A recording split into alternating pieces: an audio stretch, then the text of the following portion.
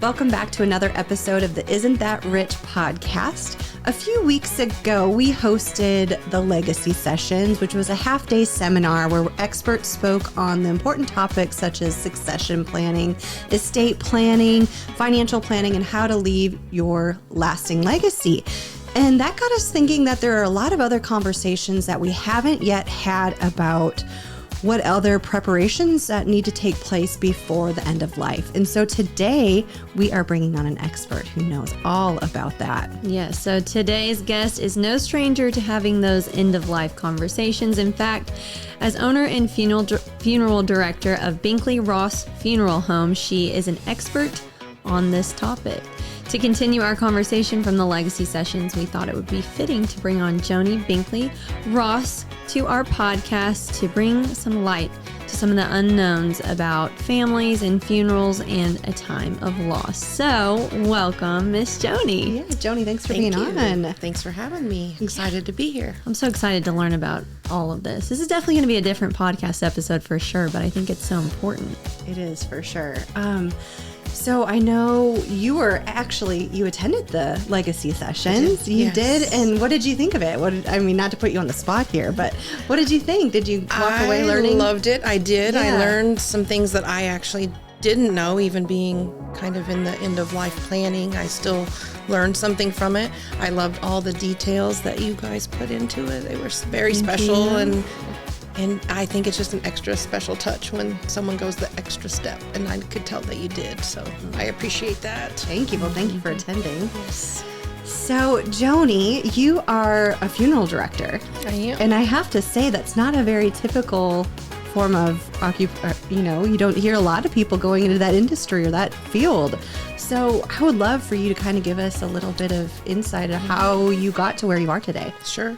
It is a field that's actually still lacking in employees to date. There's a shortage right now, so it's a great field to go into, I feel like. There's a lot of women that are coming into it now. It used to be a kind of a male-dominated industry, but I spoke to the graduating class locally at SIU last semester, and they told me that almost everyone in the class is female. There's just a handful of guys that were in the class. So that's exciting to me, too, to see women coming into this role, because I feel like we have an emotional support. Not that men don't. I don't mean that at all.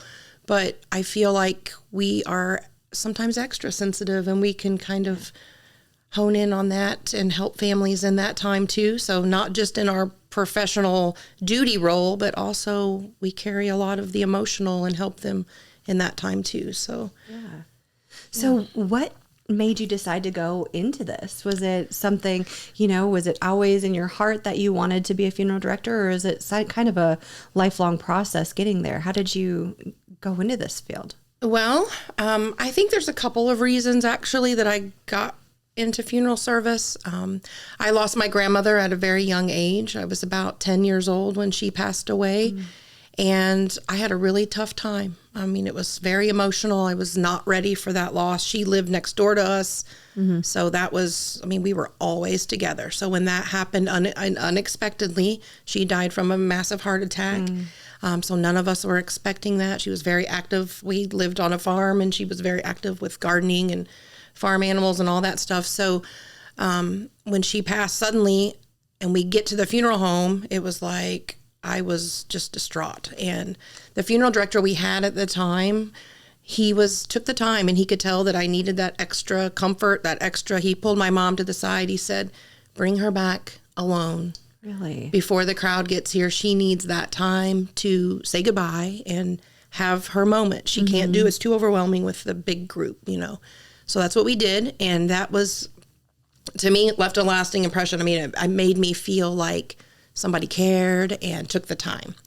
So I think that's part of, I remember that, and I wanted to be that for somebody else, when that time, not necessarily, I didn't know then that it was in the funeral role, but I think I knew that way I felt, and I wanted to be able to do that for somebody else. But also, my mother was a cosmetologist. She had a beauty shop south of town. I grew up here in Marion. And she did hair in the funeral home for many, many years. And back then, she would take me with her. And Interesting. and so I would go. We're already learning something about the funeral homes. Yeah, so we were in the back scenes of the funeral home, and being around death in the sad environment has never bothered me in that aspect. So for many years we did that. And then as I grew up, I also became a cosmetologist. Yeah. And I did hair for about 20 years. Hair and makeup, nails, things like that in the back scenes of the funeral homes here in Southern Illinois. So That's so neat. yeah, it was very, very, it's just like a time that you can give back, give someone that last look of dignity and give their family that peace. They can see them when they're not sick. They don't look sick anymore. They look like their old self again. Yeah. So that's very special to me. And I did that when my son was young, kind of because I was needed at home. And then I also worked with my husband in our family business. We have apartment rentals. So that was kind of like a way that I could still be involved in funeral service, but not the hours that is required for a funeral director. I was still able to help. And I know a lot of people think that the hairdresser, they're a hairdresser. I've heard it. I can't tell you how many times I've heard that being said, but I believe that hairdresser gives that final look.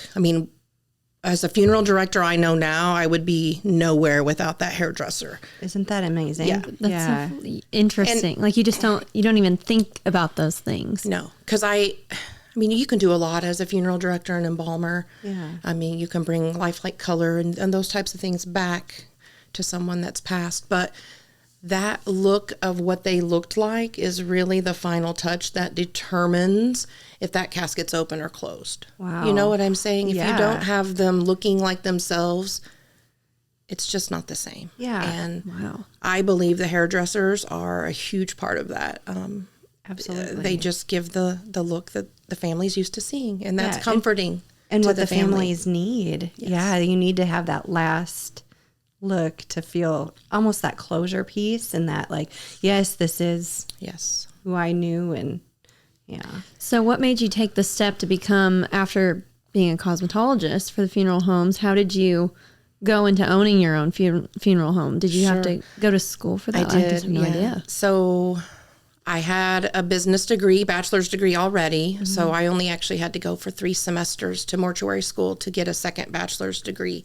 Okay. And that's what I did when my son got older and he wasn't, he was active in things and didn't need me at home as much. That was the perfect time for me. And our construction process with my husband's rental property had kind of ceased at that time. We stopped building. And so I had just the perfect opportunity.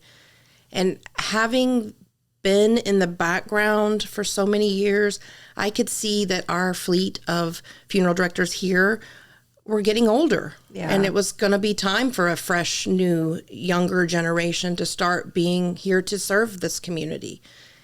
And it was just, things aligned and it was perfect timing. And so I went back, I did that. It's really hard to get into your foot in the door for funeral work. Yeah. I'm not really sure why that is. Maybe because it's such a personal thing that so many families rely on you and your family. They're typically family owned. Mm-hmm. There are corporations that own funeral homes, but in our Southern Illinois, we do have that now in this area, but we didn't for a really long time. So I could see that those folks that were here were getting older and there was going to need to be a change. And I mentored under Monty Blue. He had Blue Funeral Home for a really long time. Sure, yeah. And he was also a previous coroner of Williamson County. And he was one of my biggest mentors ever since high school. Actually, I used to go out there and work with him. Did you really? Yeah. Wow. And so he had retired at the same time. He sold his place and he was retiring. And he and I talked and he said, "Hey, have you thought about opening your own funeral home?" And I said, yeah, I have, but it's really hard to do that. And he said, "Yeah, well, how would you feel if I came and helped you?" Oh, wow. And I'm like, yes. That was the... So my husband and I talked about it, and it was, like I said, it just all aligned perfectly. So that's what we did in 2020. He was done with his contract where he was, and he came on board with us, and he's been there helping and mentoring me. Anything I don't know, along the way, he's helped. I started to say that it's hard to get your foot in the door, and by that, what I'm trying to say, getting someone to bring you on as an apprentice, because you have to go through that step to get a license, and that's a 12-month process after you graduate. I didn't realize that there would be. But I suppose, how else would you, just like any other medical, you have to. You learn so much in the classroom, but it's book stuff that you really learn. So the hands-on experience is where you really get. Oh, I'm sure. Good at what you're doing. So I tried that here. I did not have luck finding a place that had a placement for an apprentice. So I reached out, and I was so fortunate. I got a place up by St. Louis. So I went to the Metro East it was supposed to be 12 months, but I ended up staying for 2.5 years because we had a really great working relationship. It was 2 brothers that were funeral directors, and they own a trade service. So I'll go into that a little bit for you. Trade service, people don't realize that funeral homes don't necessarily do all the work in-house. Okay. And I don't know if that's a secret or not, but I don't feel like it should be because it takes a lot of people to make a funeral happen as quickly as it happens. So they had a trade service, which means we did calls for funeral homes all over the Metro East. Okay. And that when I say calls, that means we would go on removals to the place of death, hospital, home, a scene, whatever we had to do. And then we brought them back into our care, and we did the preparation work, so embalming and that sort of thing. And then we take them back to the funeral home that's holding their services, and then the services were held there, and we were out of the picture at that point. So just for an example, in Southern Illinois, a funeral home typically does around 80 to 150 calls in a year. Okay. That seems like a lot. Oh my That's about how many deaths occur. I mean, that's just a guesstimation, but that's a pretty good one. And where I was, we did 1,600 calls. Oh my gosh, Joni. Yeah. That is crazy. Yeah. But we serviced all of Southern Illinois, like the Southern Illinois, not all, but the ones that used our services. In St. Louis. I even drove one time back to West Virginia to someone was traveling that had passed away, and so they're from that area then. Yes. And so you go and we out took there. care of them, and then somebody needs to bring them back to their final destination. And so my husband and I did that one time. It was like 8 hours there, and then turn around and drive 8 hours back. See, you just never know all that there is to something like this. I had no idea that was the job of the funeral directors, or, to go out no matter where they are and receive the body and bring it back. And man. Well, in the state of Illinois, that's the law. You cannot go out on a removal of a deceased person without a license. That's the actual law. You can go as an assistant to that licensed director, but you must have a license to transport the body. Oh my gosh. And not all states are like that. Missouri's not like that. You can, not anybody, but if you're an employee, you can do it, but it has to be you specifically in Illinois. Yes. Well, I have to admit, the extent of my knowledge of this is what I see from the movies. Like, I know CSI, and that's all I can think of when I think of your job. And it's so true. So what does a day in the life of a funeral director look like? So what is your normal day to day? You never know. You never know. No. When you get up that morning, you just need to be prepared for whatever comes your way. Prepared for death. Some days you don't do a whole lot. I mean, you just sit and wait, for something to happen. And, so some days, in those days, it's not like you're not doing anything. You can wash cars, you can, do paperwork, file insurance, clean the funeral home. I mean, there's all kinds of tasks to do, so you're never not doing anything. But a lot of days you just do those upkeep things, and while you're waiting for your services to be needed. Yeah. Do you get a lot? I mean, do you get like phone calls all the time, or like you get calls about death?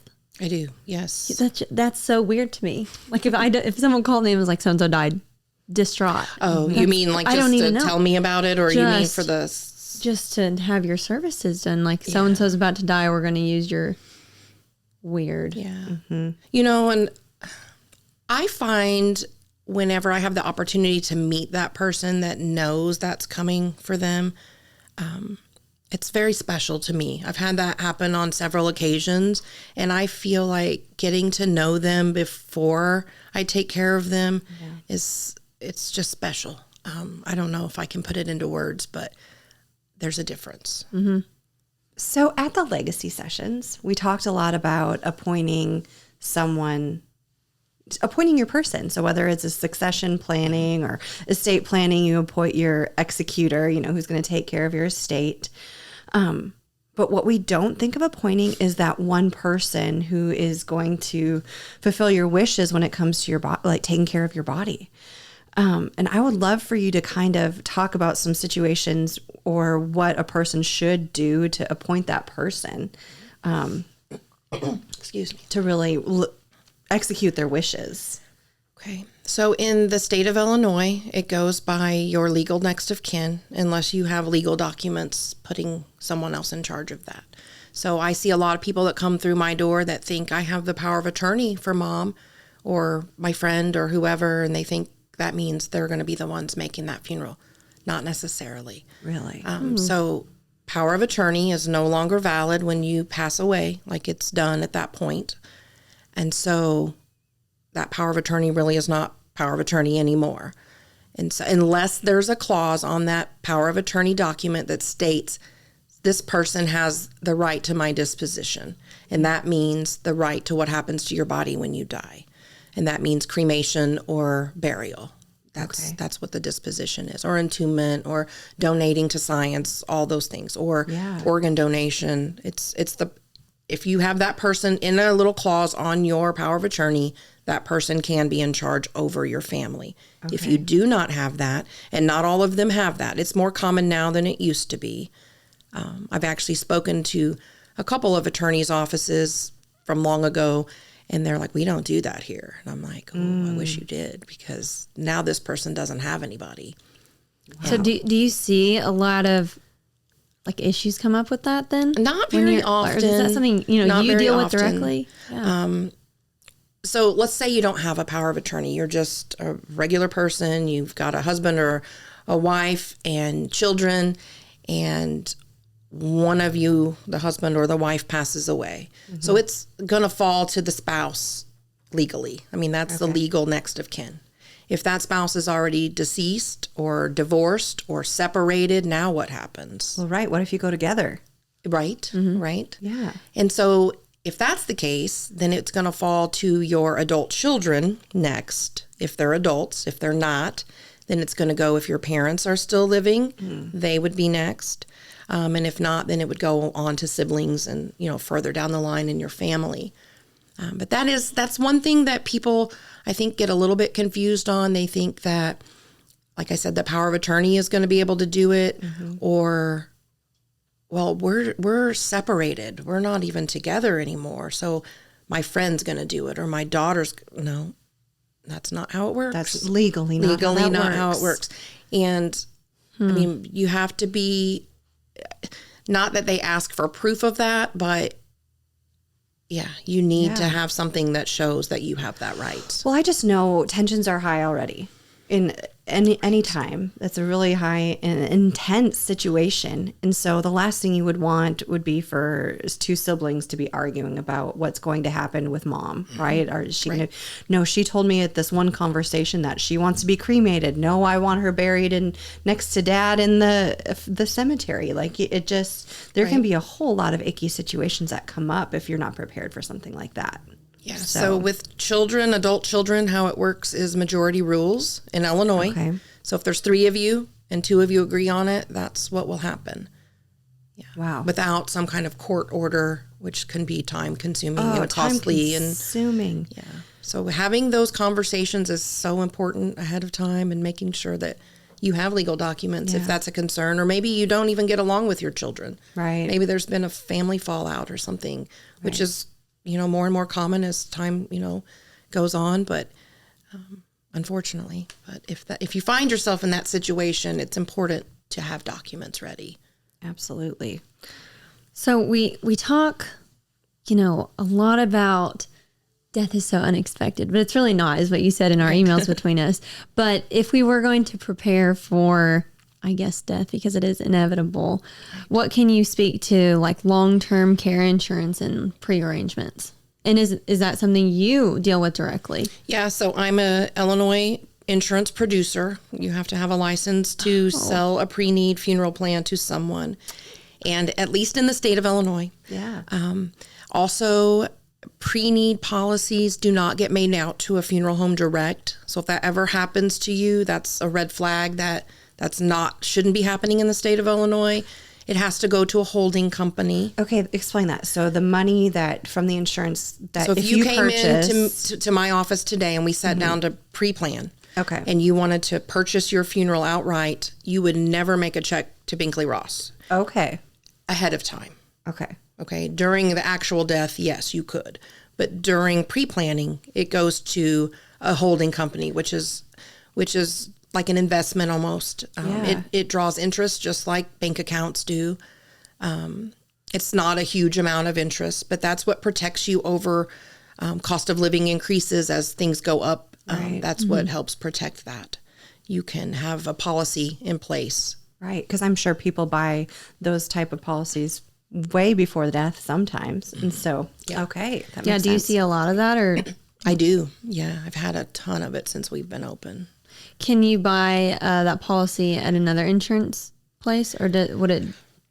Yes, because I've actually had people that have brought them to me, and I call about them to find out, and it's legit. Yeah. Okay. Because at first I was like, I've never heard of this, but when I dug into it, I could get it from the details. And so it's not just the funeral homes that offer that pre-plan insurance. Right. Okay. But that's the most common place that you do it. Mm-hmm. Okay. So pre-arrangements are so important. And what are some things to consider when pre-planning your own funeral, or what, if you're a family going to do these pre-arrangements, what are some things to consider? What is the process like? Okay. Something else I want to add, if you already have life insurance, that can also be used as kind of a funeral policy. You can go in at the time of death, and let's say you had a policy, and you just need to make sure that the beneficiary is up to date. That's something important to keep in mind. But as long as it is, that beneficiary signs what's called an insurance assignment form, and it signs just the funeral bill amount over to the funeral home. So the funeral home gets a check cut to them once it's processed. And then the remaining of the balance then goes to the beneficiary. But that is an option. I don't know if every funeral home does it the same way. At my place, you can come in, everything except for the monument and the grave space. We can put everything else on that funeral bill. Your flowers, your hairdresser, the grave opening and closing. We can put that all on there, and that way you're not out of pocket up front. Yeah. We kind of absorb that for you in the process while we're waiting for that policy, the processing of that, and then we get reimbursed at the funeral home for that amount. And at my place, it doesn't add extra cost to do that. It's just what we do. We just include that as a service. And so we pay the florist, we pay the pastor, we pay the musician, we pay all those things, so you're not writing checks everywhere during that moment. Well, think about it. You don't want to be running around as a family, writing all those Dealing checks. with death, like you go to a funeral. Can you imagine this? You go to a funeral and there's all these people with their hands out. Like, I need my check before I leave. Yeah, it is expensive to die. Yeah. Yeah. So that's you do a lot of financial stuff with your job. We do, and all the time. I just want to say it doesn't have to cost a fortune to be buried. That's good. There are a lot of options that are very nice that are not outrageously priced. I think that's what we want to get across today to people is that financially you can be prepared for death. Yeah.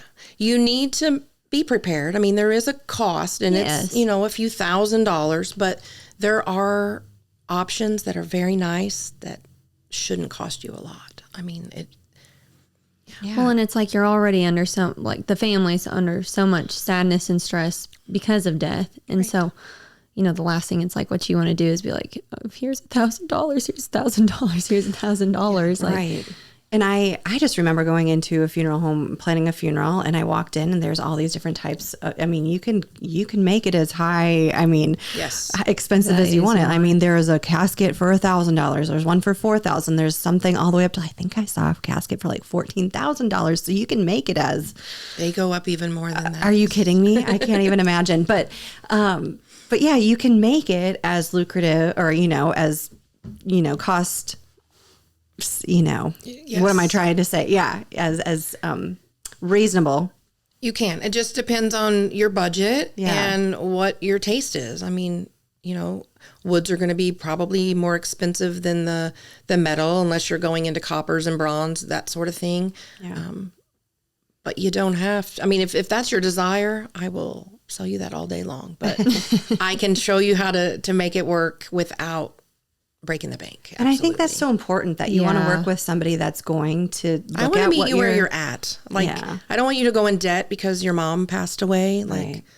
We can honor her and celebrate her life without breaking the bank. And that's good to find somebody who has values like that, because there are people who would just upsell you and say, this is actually what you absolutely need. And if you walk in a funeral home and one of the first things they ask you is, it's important to know how you're going to pay for it, so don't mistake that. But if that's the first question you're asked, or one of the first things, or do you have life insurance?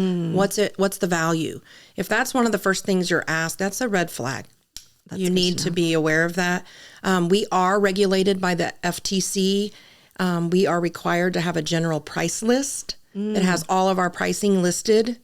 So that way you know that you have never been just, they drove a nice car in today, so let's charge them this much.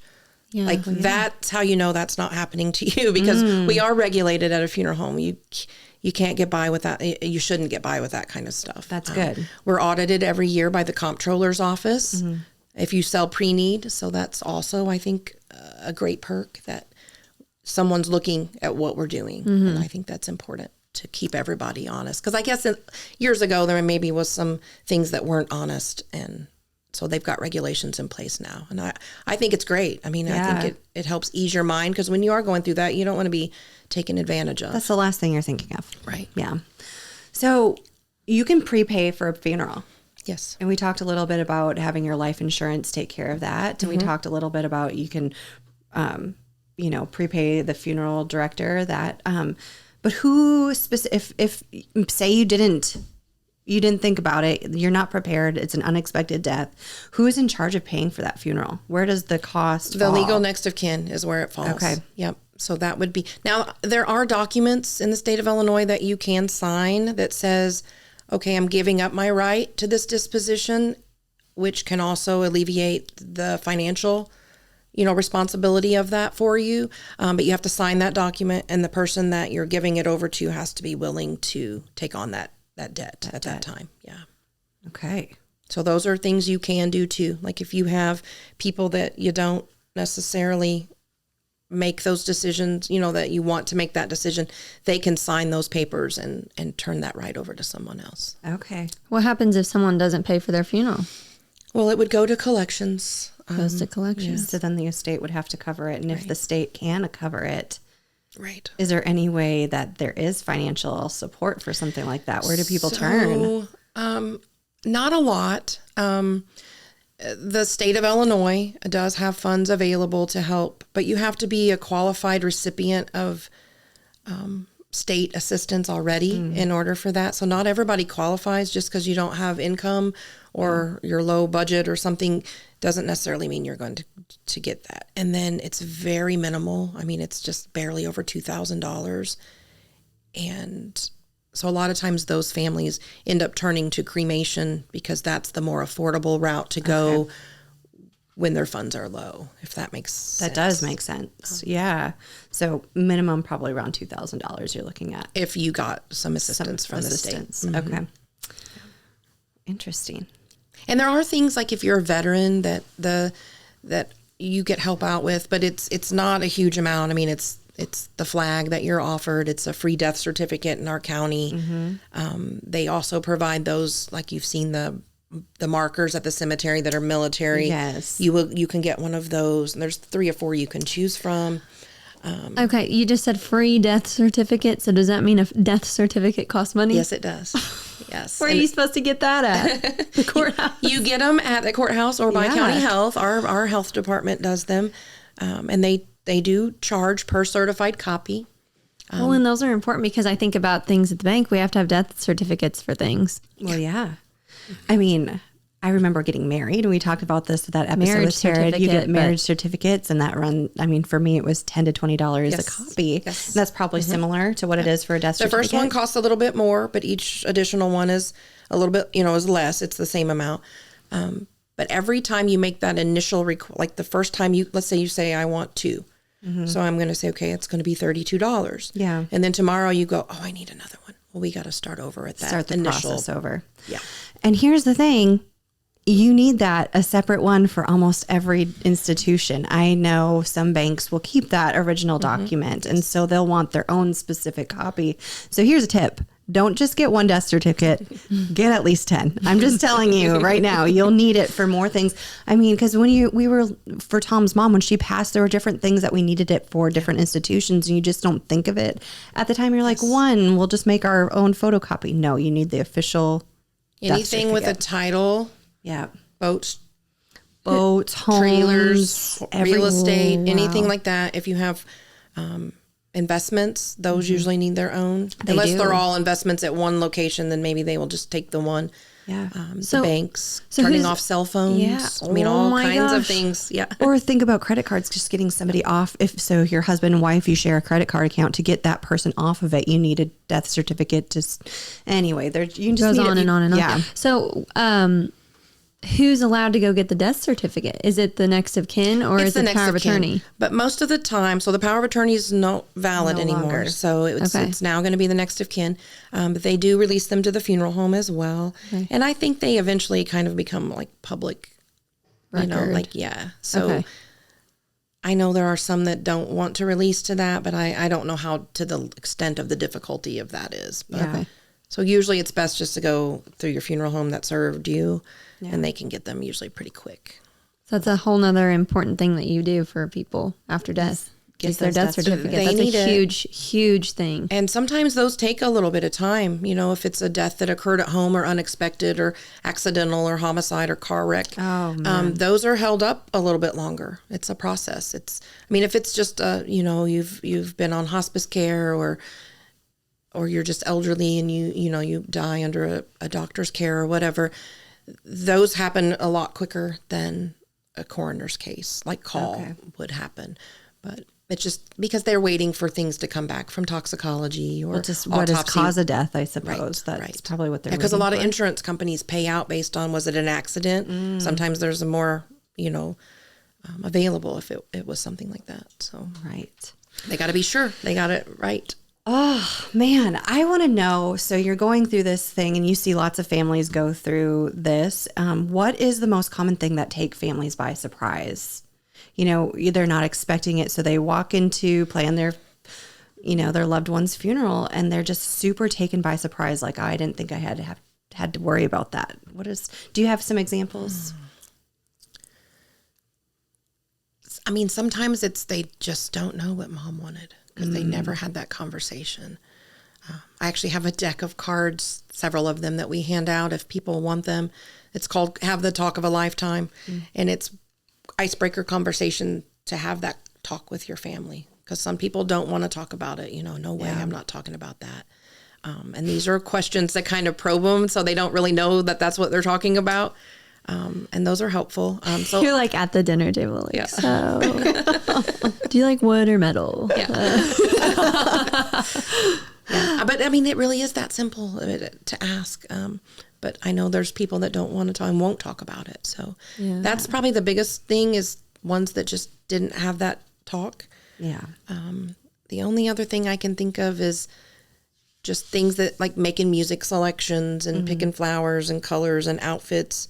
Those are all things that they, maybe stumble on a little bit because they're just, nobody wants to make that decision, you know. But I have to tell a story. So when my mom passed, we always we made fun of her because she was like a super strict mom. And so there was this poem called like The Meanest Mom Ever, and we were going to read it. And the funeral director was like, now, do you really, Jill, want to say this poem, read this? And we're like, no, what were we thinking? But it just helps to work with somebody that kind of goes through this all the time. No, you want to have like this. Right. The right reading, the right thing. Yeah. So you see that a lot. You kind of guide people back to the right path too, when you're going through. Or they just don't know exactly what they have an idea of an idea, but sometimes it helps just to talk it out with somebody that sees it every day and knows if it's appropriate or, I mean, we pretty much will do anything that doesn't get someone hurt or illegal. You know what I mean? I mean, we are kind of open to that. This is your family celebration of their life. Like, I'm not here to tell you what to do and not do, but I will guide you if you ask. Have you seen a shift in funeral services since COVID? Because I know, a lot of people like couldn't have a funeral, or it was like a celebration of life now. Like, what's all that? So I feel that like question makes sense. It does to me. So during COVID, we found ourselves in situations where we couldn't have funerals. And if we did, I went to a mass once in St. Louis. There were 2 people allowed in there because they could have a total of 5. And that included the priest, that included the funeral staff. So there was 1 son, 1 daughter, and that was it. There was no spouses, no grandchildren. And it's heartbreaking because like they're robbed of that moment, not that you want that moment, but you need that moment. Yeah. And I just feel like it robs so much from people. And I think people got into the habit of not being able to go. And so they've I feel like that's becoming more of a thing. Like, it's not as important. It is as important, but people don't view it that way like they used to. Right. And I think COVID is the culprit of that. Yeah. And more people turned to cremation during that time because they weren't, in the very beginning, they weren't sure, could we be around the body? What if they died from COVID? That kind of thing. So, there was a lot of questions. We had a lot of really good guidance from, our industry, but in the very beginning, there was a lot of questions. So a lot of people just made other decisions or just didn't have a funeral, or will have it later, and then later never comes. And I feel like that gap between the death becoming a reality to your family, I feel like that's the importance of the funeral service, is because that is the moment that it truly becomes real. Right. When you're in that. Well, it continues to get more real as time goes on and your new normal develops. But I think that's the importance of the funeral, is that gives you that time and I don't ever like to say the word closure because I don't know. I think it's just a new normal, but that a lot of people refer to it as closure, as a time of acceptance. And yeah. I think you're absolutely right on that. So I have to just say this. When I was searching around on your website, I found that you do pet funerals. Tell me about that. I think that is so interesting, and maybe I don't see that a lot. Well, so how did you... The place that I did my apprenticeship at, occasionally we would have someone call and say, my little poodle died. I don't know what to do. So we helped them. There are actual pet crematories, so they're not the same crematory that cremates a human. They are regulated as well. Yeah. And so a lot of veterinary offices, they have people that they use for that. So that's probably the setting that you're used to seeing that. If your pet has to be euthanized, then there's something if you don't bury at home. Because there's a lot of people that might live in assisted living that have a little pet and they don't have a place to bury. Or they're in an apartment and they can't bury. Or they don't know if they're going to stay here. They might be moving to Florida. Right. So they don't want to leave their fur baby behind, right? So cremation is the alternative for that. And it has been a huge thing that people have called and asked us for. We probably do 5 or 6 a week. Wow. And so we started offering pet obituaries and all that sort of thing. Because some people, that is their it's like their child. It's a member of their family. I get it. I have 2 myself, and I love them dearly. And so I'm glad that we have this available. We have a huge outreach, not just like Marion area. I've been to Mulkeytown. I've been to Carbondale. I've been to Johnson City, Benton. You name it. Yeah. And not everybody does the obituary. So I mean, I think we've had 45 pet deaths this year alone that we've taken care of for people. But you can't find that service. I think know. that's so, It such is a important. cool thing that you do and you offer. That's crazy. To to this area. So It is very cool. yeah. If somebody is, this is coming up for them, they want to do pre-arrangements for their own funeral and takes care of some of these things. Are there resources out there that you know of that they can turn to, or maybe it's your website that they can turn to find out what they need to begin that process? Sure. We have a little bit of information on our website. I always like to talk to people direct. I'm very easy to talk to. You can come in anytime and meet with me, and I don't charge for that. And if you want to come in and talk about it and not fund it, I'm completely 100% okay with that. I will keep all your information in a file. All you have to do is tell your family and them have a way to pay for it when the time comes. You don't have to fund anything with me ahead of time. You don't have to take out a pre-need. We can just have a conversation and I can tell you what the process is and what you need. That's awesome. Yeah, absolutely. That's great. We can do it on the phone. I can come to your house. You can come to me. We do whatever is, like I said, I like to meet you where you're at. That's great. Wow. And I'm not going to show up in a suit and tie and make it all awkward. I'm going to be, if you want me to wear one, I'll put one on, but I just don't typically go around like that unless it's a formal service that we're having. That's great. So you've had this role as funeral director and you're going to keep that going, but you are also running for Williamson County Coroner. I am. Tell us what a coroner does and how excited you are to be running for this position. Yeah. I am very excited. I've been interested in it for a few years now. I work very well with our current one. He is excellent resource and excellent at what he does, but he's retiring at the end of his term. So that opens up that opportunity for someone new to come in. Like I spoke earlier about seeing that the funeral directors around here are getting older. It's the same kind of aspect. I mean, you're looking for a new, younger generation to pick up that when he does retire. And I hope to be that person. This is my community that I grew up in, so it's very dear to my heart to care for. It's kind of like my way of being able to give back. I mean, think about that. All the church leaders you had, your scout leaders, your ball coaches, your teachers, all the people that helped shape you, like that's my opportunity to be able to offer something back to my community. So it's so dear to me and I just feel like I have that compassion for people and their time of need. And I want to be that person for them. I want to be that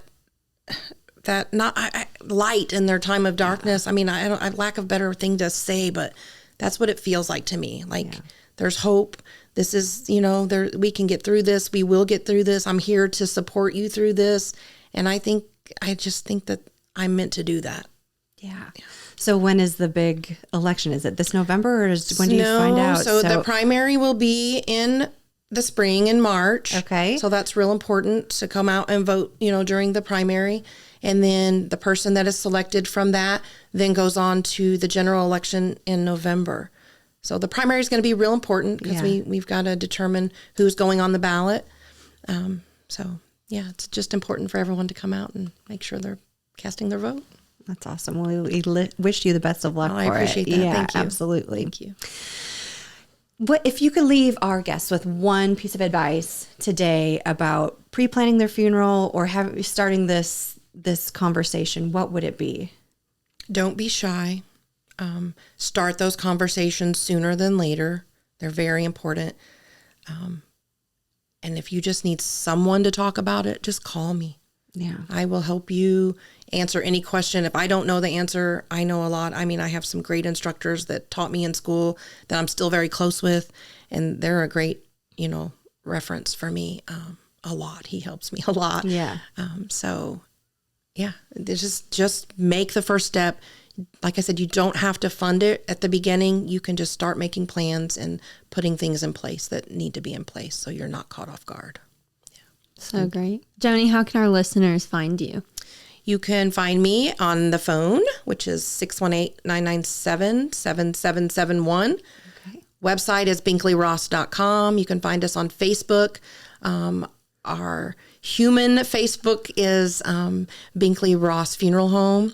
And then the one for pets is just Binkley Ross Pets. That's so Two great. Facebooks. I love Okay, that. good to know. Oh my gosh, Joni, I've learned so much about end-of-life planning. I know this is just such an interesting topic for us, but I think it's so important to talk about with all the financial aspects of it and just the emotional aspects of it. So thank you so much for being on today. We appreciate it. You're welcome. Yeah, Thanks for thank you, having Joni. me. I appreciate it. We'll see you next time. So Jill, where do we go from here? Be sure to check out our show notes for this episode, and also be sure to follow us on social media and subscribe to our newsletter. We'll see you next week. See you next week.